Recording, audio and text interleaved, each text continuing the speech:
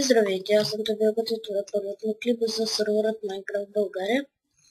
И в този урок ще ви покажа как да се направите асансьор. Моят асансьор ще бъде от тук до върхът на платформата, където строя къщи. Значи, нещата, които ви трябват за асансьора са един Iron Block, нали всеки следващи по-хубаво за Gold, Diamond и Emerald, нали. То не променя нищо, само скоростта трябва една табелка и за всеки следващ етаж по още една табелка и бутон. И бутон, нали? Трябва ви и стъкло. Където ви е началото на асансьора, слагате едно блокче Iron, на нивото научите един бутон и отгоре една табелка, на която не пише нещо. После се скачвате, да речем, на нивото на етажа ви. Слагате пак на нивото на очите и така табелки. Колкото искате вече. Колкото са етажите, аз ще направя до върха. Само че вече тук ще го направя по голям интервал по-голям. И отзади няма какво значение какъв е блокът отзади.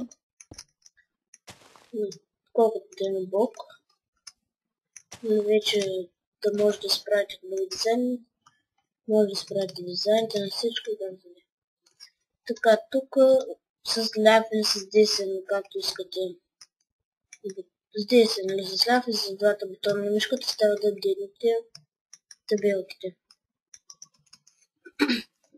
И когато застанете на блока, цъкате с ляв бутон и ви издига на следващия етаж. Само че трябва с десен бутон да правите. С десен бутон настройвате до кой етаж да ви издига или сваля. Тук сме на четвърти, можем да учим преди на петия на върха. Когато сме тук. И сега само трябва да допълня, че общият обем на блоковете може да бъде 25 блока. Дори така да направите, пак ще се броят за част от асансьора. Не искам да не бъде така. Сега ще ви демонстрирам как става с Gold Block. Само че ще направя тук дестинацията до петия етаж. Да видите на по-дълго разстояние. Това е скоростта на Gold Block. Следва диамантения блок. Но както и по-бърз, така и по-трудно се набавят по-бързите блокове.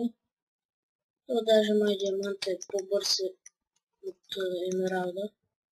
Не емералда, виждате, почти се стрелвам. Сега, ако искате тук да имате имена на етажите, тук слагате табелка и на вторият ред пишете, това ще е първи етаж.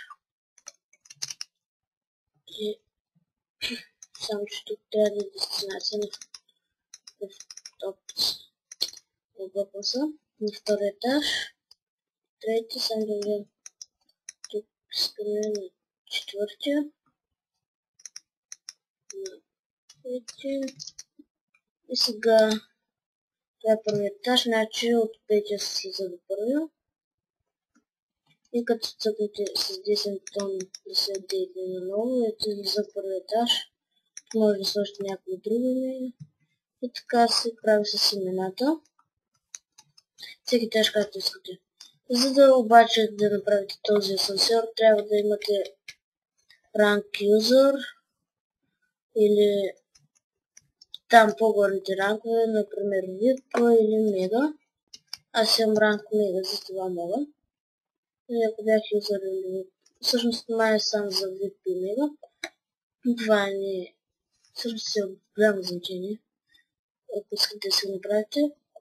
И това беше от този клип. Надявам се да ви хареса и довиждане.